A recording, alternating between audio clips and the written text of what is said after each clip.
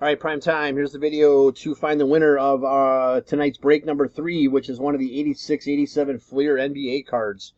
We'll check the time, June 22nd at 6:00. Let this roll over here. 6:09 p.m. We're going to go over to the break, or we'll call it the raffle, and type live. And we have June 22nd at 6:08 p.m. 6:09 p.m. Close. The other one didn't roll over yet.